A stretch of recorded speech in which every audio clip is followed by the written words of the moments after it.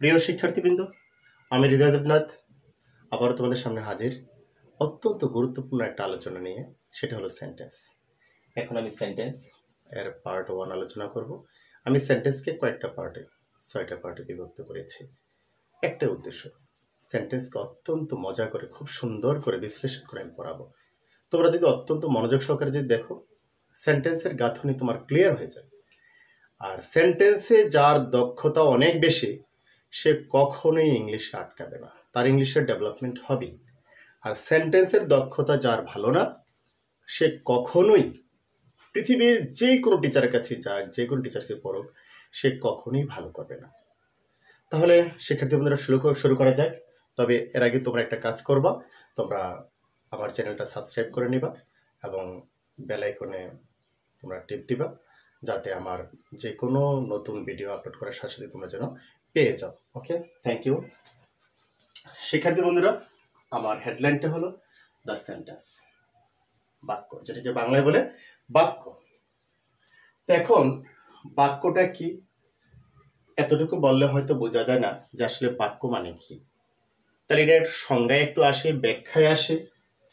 A group of words which makes a complete sense is called a sentence. A group of words, তার মানে কতগুলো ওয়ার্ডের একটা সমষ্টি,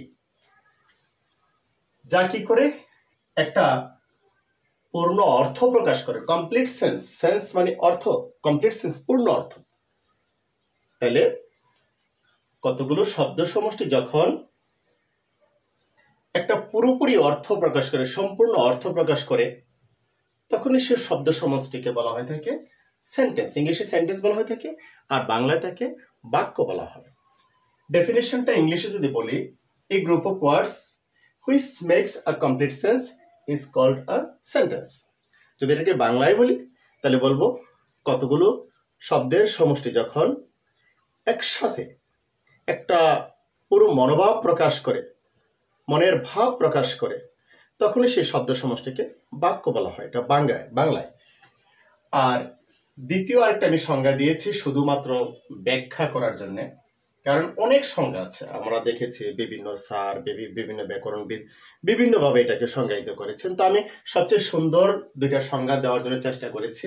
একটা হলো এটা, আর এটা হলো পৃথিবীর মধ্যে সবচেয়ে সুন্দর সংজ্ঞা হিসাবে গণ্য করা হয়ে থাকে এটাকে, যে a word or a group of words, that means a word মানে একটা শব্দ, এ গ্রুপ অফ ওয়ার্ডস তার মানে শব্দ সমষ্টি, শব্দের একটা সমষ্টি। তাহলে একটি মাত্র শব্দ অথবা শব্দ সমষ্টি, having a clear meaning in a given context is called a sentence. যার কি আছে, অর্থ আছে, পরিষ্কার অর্থ, স্বচ্ছ অর্থ, ক্লিয়ার অর্থ আছে। In a given context, given context মানে হলো কোনো প্রসঙ্গ অনুসারে। কনটেক্সট শব্দের অর্থ হলো প্রসঙ্গ, অর্থাৎ প্রসঙ্গ অনুসারে যার একবারে পরিপূর্ণ অর্থ, সম্পূর্ণ অর্থ আছে, সেটি সেন্টেন্স। তার মানে a word or a group of words having a clear meaning in a given context is called a sentence. অর্থাৎ একটি মাত্র শব্দ অথবা একাধিক শব্দ সমষ্টি যদি কোনো একটি প্রসঙ্গে পুরো অর্থ প্রকাশ করে, তখনই সেই শব্দ বা শব্দ সমষ্টিকে সেন্টেন্স বলা হয়ে থাকে। তার মানে উপরেরটাই বলেছি, শব্দ সমষ্টি যদি অর্থ প্রকাশ করে সম্পূর্ণ অর্থ, তখন তা সেন্টেন্স। আর নিচে বলেছি একটা শব্দ বা একাধিক শব্দের সমষ্টি যদি কোনো প্রসঙ্গে পুরো অর্থ প্রকাশ করে, তাহলে তাকে বলে সেন্টেন্স। তার মানে দুইটার মধ্যে একটু ভিন্নতা আছে। এখানে শুধুই শব্দ, একাধিক শব্দ হতে হবে, আর এখানে বলেছে একটা হলেও চলবে, একের বেশি হলেও চলবে, তবে তা মনের ভাব প্রকাশ করতে হবে, তা প্রাসঙ্গিক হতে হবে। যেমন উই গো টু স্কুল, 4টা ওয়ার্ড আছে, আর 4টা ওয়ার্ড মিলে একটা অর্থ হয়েছে যে আমরা বিদ্যালয়ে যাই। যেহেতু অর্থ হয়েছে, তাই অবশ্যই এটা sentence. The students are playing cricket in the field, শিক্ষার্থীরা মাঠে ক্রিকেট খেলে। এখানে ওয়ার্ড 1টা 2টা 3টা 4টা 5টা 6টা 7টা 8টা, এখানে 8টা ওয়ার্ড, এখানে 4টা ওয়ার্ড। তো ওয়ার্ড আরো বেশি হতে পারে, আরো কমও হতে পারে। হি প্লেস, কটা ওয়ার্ড, 2টা। শুধু বললাম রান, বললাম ওয়াক, বললাম কাম, বললাম ইট, বললাম স্টাডি, এখানে কিন্তু আবার একটা। তো এখন আমি শব্দ বেশি ব্যবহার করি বা কম ব্যবহার করি বা একটা ব্যবহার করি, কথা একটাই, তা প্রাসঙ্গিক হতে হবে এবং তা অর্থপূর্ণ হতে হবে। তাহলে এখানে 4টা ওয়ার্ড মিলে একটা অর্থ প্রকাশ করেছে, অবশ্যই এটা সেন্টেন্স। এখানে 8টা ওয়ার্ড মিলে একটা অর্থ প্রকাশ করেছে, অবশ্যই সেন্টেন্স, কারণ যুক্তি হলো একটাই, অর্থ প্রকাশ করেছে। এখানে একটা প্রশ্ন করা হয়েছে, কিউ দিয়ে আমি লিখেছি may I come in sir, sir আমি আসতে পারি? উত্তর হলো ইয়েস। উত্তর কি হতে পারে? স্যার অনুমতি দিচ্ছে, তখন বলবে ইয়েস। তার মানে ইয়েস এই একটা ওয়ার্ডেই হতে পারে এই সেন্টেন্সের উত্তর, এবং এটা একটা সেন্টেন্স হবে, আলাদা একটা সেন্টেন্স। ইয়েস, ইয়েস স্যার, শুধু ইয়েস দিয়েই এখানে সেন্টেন্স হয়ে যাবে, কারণ ইয়েস দিয়েই একটা প্রাসঙ্গিক উত্তর হচ্ছে। হতে পারে স্যারের ব্যস্ততা বা কোনো সমস্যা, বলবে নো। তার মানে শুধু নো দিয়েই হতে পারে এখানে এই প্রশ্নের প্রেক্ষিতে একটা যৌক্তিক একটা উত্তর, যার কারণে শুধু নো দিয়েই হতে পারে একটা সেন্টেন্স। আবার বলা হলো কাম, কাম একটা মাত্র ওয়ার্ড, তার মানে একটা ওয়ার্ড দিয়ে সে তার প্রশ্নের উত্তর দিয়ে দিয়েছে আসো। তাই শিক্ষার্থী বন্ধুরা, আমি এখন যে জিনিসটা বলতে চাই, সেন্টেন্স হওয়ার জন্য যেটা একটা ওয়ার্ড হলেও হবে, একের বেশি ওয়ার্ড হলেও হবে, তবে তার অর্থ থাকতে হবে এবং তা অবশ্যই যৌক্তিক হতে হবে, তা অবশ্যই প্রাসঙ্গিক হতে হবে। তো তোমরা এই জিনিসটা অবশ্যই খেয়াল রাখবা যে সেইখানে, হ্যাঁ আমি যে একটা সেন্টেন্স লিখতেছি সেটা এক ওয়ার্ড না বেশি ওয়ার্ড, সাথে যাই হোক এটা প্রাসঙ্গিক কিনা, এটা অর্থপূর্ণ হচ্ছে কিনা, এই জিনিসটা তোমাদের চিন্তা করতে হবে। তো আমি এখানে সেন্টেন্স সম্পর্কে সুন্দর 4টা জিনিস আমি আলোচনা করব, যেগুলি তোমাদের সারা জীবন কাজে লাগবে, সারা জীবন কাজে লাগবে। এর একটা দিক হলো সেন্টেন্স তৈরিতে 4টি বিবেচ্য বিষয়। একটা বিবেচ্য বিষয় হলো কনটেক্সট, যার অর্থ প্রসঙ্গ। যেমন আমি যা বলবো যা লিখবো তা যেন প্রাসঙ্গিক যেন হয়। আমাকে বলালো গরুর রচনা লিখতে, আমি লিখলাম ছাগলের রচনা। আমি যত পৃষ্ঠায় লিখি না কেন 1 নম্বর দেওয়া হবে না, কারণ আমি লিখতে বলছি গরুর রচনা। তার মানে উত্তর প্রাসঙ্গিক হয় নাই। কিন্তু প্রত্যেকটা সেন্টেন্স যদি আমি দেখি যে সেখানে হ্যাঁ সাবজেক্ট ভার্ব অবজেক্ট এটা সব কিছুর গাঁথনি ঠিক আছে, কিন্তু একটা সেন্টেন্সও প্রাসঙ্গিক না, যেহেতু প্রাসঙ্গিক না তা উত্তর হবে না, নম্বর 0। তাই আমি বলবো যে আমরা যা লিখবো যা বলবো তা অবশ্যই প্রাসঙ্গিক হতে হবে। What is your name, sorry what is your father, what is your father, তোমার বাবা কি করেন। হোয়াট ইজ ইউর ফাদার, তোমার বাবা কি করেন। আমার কাছে জানতে চাওয়া হলো তোমার বাবা কি করেন। এবার আমি যদি লিখি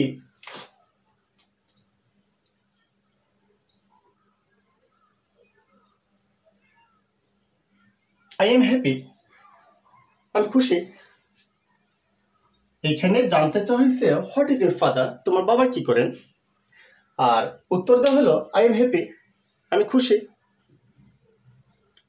তাহলে তার প্রসঙ্গটা ছিল তার বাবা কি করে সেটা জানতে চাইছে, আর সে উত্তর দিচ্ছে তার নিজের প্রসঙ্গে সে নিজে খুশি।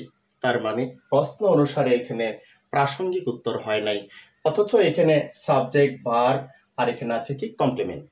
এখানে স্ট্রাকচার ঠিক আছে কিন্তু প্রাসঙ্গিক না। যেহেতু প্রাসঙ্গিক না, স্ট্রাকচার যাই হোক, স্ট্রাকচার সঠিক থাকুক, কিন্তু তা সেন্টেন্স হতে পারে না। তাই আমাদের একটা জিনিস চিন্তায় আসতে হবে যে সেখানে অবশ্যই আমরা সেন্টেন্স যা লিখবো তা অবশ্যই প্রাসঙ্গিক হতে হবে। প্রাসঙ্গিক না হলে তা কখনো সেন্টেন্স হতে পারে না। তাহলে একটা বিবেচ্য বিষয়, 4টা বিবেচ্য বিষয়ের মধ্যে একটা বিবেচ্য বিষয় হলো আমরা যদি সেন্টেন্স লিখতে চাই সঠিকভাবে অবশ্যই প্রাসঙ্গিক হয় কিনা সেদিকে আমাদের খেয়াল রাখতে হবে।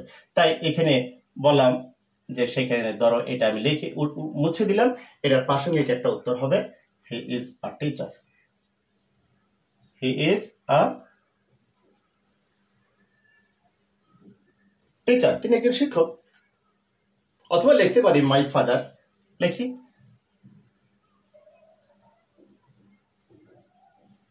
মাই ফাদার ইজ আ টিচার। দাও তুমি উত্তরটা এইভাবে দিতে পারো, এইভাবে দিতে পারো। তার মানে এখানে জানতেছে তোমার বাবা কি করেন, উত্তর হলো my father is a teacher, সঠিক। হি ইজ এ টিচার, তিনি একজন শিক্ষক, এটি সঠিক। কারণ জানতে চাইছে তার পেশা, উত্তরও আসছে পেশা, তাহলে সঠিক। তার মানে অবশ্যই আমাদের একটা বিবেচ্য বিষয়, সেটা হলো প্রশ্ন যা করা হয়েছে সেই অনুসারে অর্থাৎ আমার প্রাসঙ্গিক উত্তর দিতে হবে। তো প্রাসঙ্গিক উত্তরের ব্যাপারে আমরা সর্বদাই খেয়াল রাখবো, তাহলে আমার সেন্টেন্স সঠিক হবে। দ্বিতীয়টাতে আসি, যে এখানে আরেকটা বিবেচ্য বিষয় হলো এক্সপেক্টেন্সি। এক্সপেক্টেন্সি আকাঙ্ক্ষা, যার অর্থ কি আকাঙ্ক্ষা। আই ক্যাচ, শুধু বলা হলো আই ক্যাচ। তা আমি যদি একজন ব্যক্তির বলে আই ক্যাচ, আই গো, বললাম সেখানে আই স, আই সি, এরকম বলে, তখন যিনি শ্রোতা যার সাথে কথা বলবো তিনি বিরক্ত বোধ, আরে তুই কি বলতেছস, বল তুই কি ধরছস। আই ক্যাচ, আমি ধরি, কি ধরি, কি ধরি, কি ধরো তুমি বলো। এবার এতটুকুর মধ্যে দেখা গেল কমপ্লিট একটা মনোভাব প্রকাশ পায় না, কমপ্লিট সেন্স আসে নাই, পূর্ণ অর্থ আসে নাই, সুতরাং এটা সেন্টেন্স হতে পারে না। তার মানে সেন্টেন্স হতে হলে পুরো অর্থ প্রকাশ করতে হবে, কমপ্লিট হতে হবে, সেন্টেন্সটা কমপ্লিট হতে হবে, কোনো ওয়ার্ডের অভাব যেন না থাকে। তাই সেই ওয়ার্ড, কোন একটা ওয়ার্ড দিলে দেখা যাবে যে এখানে কমপ্লিট একটা সেন্স হচ্ছে, এরকম আমরা সঠিক একটা আমরা ওয়ার্ড দেবো, যৌক্তিক একটা ওয়ার্ড দেবো। সেই যৌক্তিক ওয়ার্ড কি হতে পারে? আই ক্যাচ ফিশ, আমি মাছ ধরি। আই ক্যাচ ফিশ, ইয়েস, এইবার কমপ্লিট। এইখানে আর শ্রোতা এখন আমার আর কিছুই বলবে না, আমি শুধু বলবো আই ক্যাচ, তখন অবশ্যই বিরক্ত হয়ে বলবো, আরে ভাই তুমি কি ধরো বলো। কিন্তু আমি যখনই বলে ফেলাম আই ক্যাচ ফিশ, এইখানে তার আকাঙ্ক্ষা পূরণ হয়েছে। আর আকাঙ্ক্ষা পূরণ করতেই হবে, প্রত্যেকটা সেন্টেন্সের দিকে খেয়াল রাখতে হবে যে তা আকাঙ্ক্ষা পূরণ করছে কিনা, তা প্রাসঙ্গিক কিনা, তা আকাঙ্ক্ষা পূরণ হয়েছে কিনা তার মাধ্যমে, তাহলে সেটা সেন্টেন্স হবে। পরে আরেকটা আসে কম্প্যাটিবিলিটি। কম্প্যাটিবিলিটি শব্দ হলো যোগ্যতা, অর্থাৎ আমি যার সম্পর্কে কথা বলতেছি তাকে নিয়ে যেই কথা বলতেছি সেইটা করার মতো তার যোগ্যতা থাকতে হবে। তার মানে বক্তার যা করার যোগ্যতা নাই তা বলে ফেললাম, তা কখনোই সেন্টেন্স হবে না। যেমন পাখির আকাশে ওড়ার যোগ্যতা আছে, আমি বললাম the bird flies in the sky, 100% সঠিক, কারণ পাখির আকাশে ওড়ার যোগ্যতা আছে। আবার আমার সেন্টেন্সের ওয়ার্ডগুলির গাঁথনিও সঠিক, তার মানে এটা সঠিক। এবার ওয়ার্ডের গাঁথনি ঠিক আছে কিন্তু যোগ্যতা নাই, তা কখনো সেন্টেন্স হতে পারে না। যেমন এখানে বললাম the cow flies in the sky, গরু আকাশে ওড়ে, কোয়াইট ইম্পসিবল, কারণ গরুর এটা স্বাভাবিক নেচার না, গরু আকাশে উড়ে না, গরুর স্বাভাবিক নেচার গরু ভূমিতে চড়ে। তো এখন পাখির যে স্বাভাবিক নেচার সেটা আকাশে উড়ে, তাহলে পাখির আকাশে ওড়ার যোগ্যতা আছে কিন্তু গরুর আকাশে ওড়ার যোগ্যতা নাই। তার মানে আমি এখানে the cow flies in the sky, গরু আকাশে ওড়ে, এই কথাটা দেওয়ার কারণে আমার এটা পুরোপুরি ভুল হয়ে গেছে, কারণ গরুর আকাশে ওড়ার যোগ্যতা নাই। যেহেতু যোগ্যতা হারিয়ে ফেলেছে, এখানে যোগ্যতা হারিয়ে ফেলেছে এই সেন্টেন্সটা, সুতরাং এটা সেন্টেন্স হতে পারে না। সেন্টেন্স হতে হলে অবশ্যই সেখানে তার যোগ্যতা থাকতে হবে। এখন আমি যদি কাউ না দিয়ে যদি আমি বার্ড দেই, তাহলে দেখো তো, বার্ড দিলাম, দ্য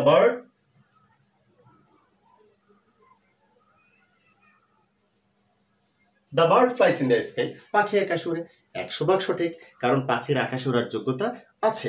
তাহলে এখন আমরা নতুন আরেকটা আমরা দিক দেখতে পেলাম যে আমরা যা লিখবো ওই যাকে নিয়ে বলবো তার অবশ্যই এই কাজ করার মতো যোগ্যতা থাকতে হবে। তাহলে আমাদের একটা দিক প্রাসঙ্গিক হতে হবে, আকাঙ্ক্ষা পূরণ করতে হবে, এবং যাকে নিয়ে বলা হচ্ছে তার ওই কাজ করার যোগ্যতা থাকতে হবে। পরে আসি নৈকট্য। নৈকট্যটা আরেকটা চমৎকার একটা দিক, সেটা হলো আমি ওয়ার্ডগুলিকে এলোমেলো লিখলাম, তার কোনো অর্থ হয় না, এটা সেন্টেন্স হবে না। এলোমেলো হইলে তো কখনোই সেন্টেন্স হবে, কারণ আমার এটা সেন্টেন্স লেখার জন্য সঠিক স্ট্রাকচার আছে, নির্দিষ্ট নিয়ম আছে, নির্দিষ্ট নিয়ম মেনে চলবো, ওয়ার্ডের সঠিক গাঁথনি দিব, তখনই মাত্র আমার এটা সেন্টেন্স হবে। যেহেতু দেখলাম রাইস আই ইট, এলোমেলো ওয়ার্ড, আমাদের নির্দিষ্ট ব্যাকরণসম্মত স্ট্রাকচার আছে সেন্টেন্স হওয়ার জন্য, কিন্তু তার সেই স্ট্রাকচার মানে নাই, সুতরাং এটা সেন্টেন্স হতে পারে না। অর্থাৎ ওয়ার্ডগুলো এলোমেলো থাকলে তা সেন্টেন্স হবে না। তাই এখান থেকে যদি আমরা একটু চেঞ্জ করে দেই, যে সেখানে রাইস শব্দটা এখান থেকে উঠিয়ে দিয়ে আমি দিলাম আই ইট রাইস, আমি ভাত খাই, এবার আবার সঠিক।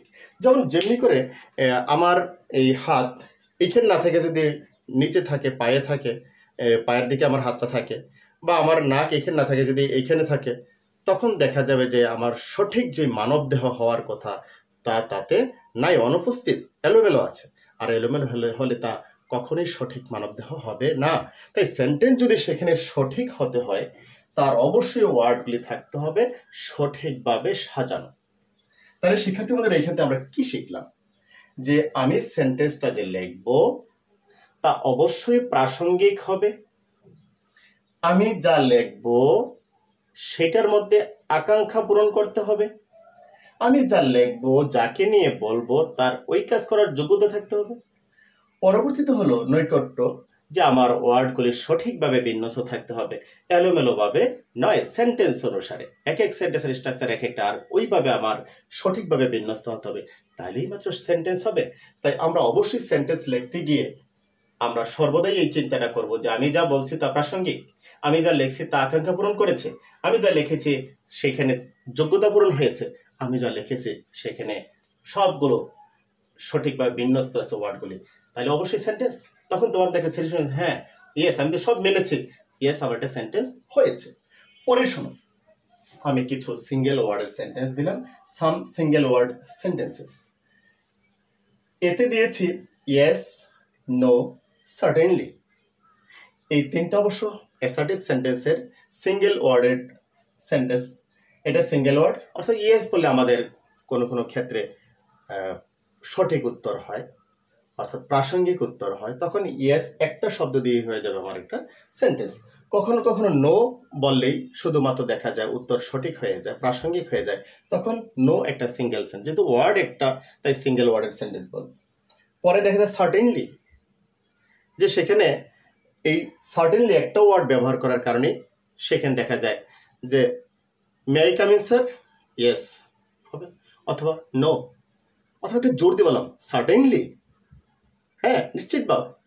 তো এখন দেখা যায় এই একটা একটা ওয়ার্ডে এখানে আকাঙ্ক্ষা পূরণ হচ্ছে, প্রাসঙ্গিক হচ্ছে, তার যোগ্যতাও থাকতেছে, তার এই যে প্রক্সিমিটি নৈকট্যতাও থাকতেছে, তাহলে সেই ওয়ার্ড সিঙ্গেল ওয়ার্ডই সেন্টেন্স হয়ে যাবে। আবার ইম্পারেটিভ সেন্টেন্সে সিঙ্গেল ওয়ার্ডের সেন্টেন্স কয়েকটা আমি দিয়েছি, তোমরা আরো বের করবা, চর্চা করবা। যেমন কাম, গো, স্টপ, প্লে। বিশেষ করে যে আমাদের অ্যাকশন ভার্বগুলি আছে, অ্যাকশন ভার্বগুলি দেখা যায় কি যে সেখানে অ্যাকশন ভার্ব, স্টেট ভার্ব কিছু আছে যেগুলিতে কোনো কাজ বোঝায়, কোনো কাজ করা বোঝায়। তো ওইগুলি কখনো কখনো সিঙ্গেল ওয়ার্ড ব্যবহার করলে তা একটা অর্থ হয়ে যায়, সুতরাং ওইটা সিঙ্গেল ওয়ার্ড সেন্টেন্স। পরে দেখা যায় কখনো কখনো আমার প্রশ্ন করে ফেলি, আমি যেমন বললাম যে সেখানে আমি বাজারে যাচ্ছি, তখন সেখানে বললাম I am going to the market, I am going to market, I am going to the field. তখন আমার মা বলতে পারে হয়, তার মানে একটা ওয়ার্ড, কেন? এই এক ওয়ার্ড আমাকে প্রশ্ন করে ফেললো, তখন এক ওয়ার্ড দিয়ে সেন্টেন্স হতে পারে, ইন্টারগেটিভ হতে পারে। আর এখানে হোয়ার, আমি বললাম যে I am going to the field, এখন দেখা গেল যে সেখানে আমার এই কথাটা বোঝে নাই, তখন বললো হোয়ার, তখন ওই হোয়ার দিয়ে হয়ে যাবে আমার একটা প্রশ্ন, একটা সেন্টেন্স। হোয়েন, আমি বললাম হি উইল কাম টুমরো, এখন এতটুকু বলতে পারি মাই ফাদার ইজ কামিং, তখন আরেকজন বলতে পারে হোয়েন, কখন? হি উইল কাম, সে আসবে। এখন আরেকজন বলতে পারে কখন, তখন এই হোয়েন দিয়ে একটা শব্দ দিয়ে সেখানে সেন্টেন্স হতে পারে। এবং এটি ইন্টারগেটিভের সিঙ্গেল ওয়ার্ডের সেন্টেন্স, এগুলি ইম্পারেটিভের সিঙ্গেল ওয়ার্ডের সেন্টেন্স, এগুলি অ্যাজার্টিভের সিঙ্গেল ওয়ার্ডের সেন্টেন্স। আর ব্রাভো, ও, হ্যালো, এগুলি এক্সক্লেমেটরের সিঙ্গেল ওয়ার্ডের সেন্টেন্স। শিক্ষার্থী বন্ধুরা, আমি আজকে চেষ্টা করেছি যে সেন্টেন্সের কিছু চমৎকার নিয়ম আছে, কিছু বিশেষ দিক আছে যা মেনে চলতে হবে অবশ্যই, সেই দিকটা নিয়ে আলোচনা করার জন্য। আর প্রাথমিক যে আলোচনাটা আমি এখানে শেষ করলাম, তোমরা পরবর্তী পার্টের জন্য অপেক্ষা করো। Thank you.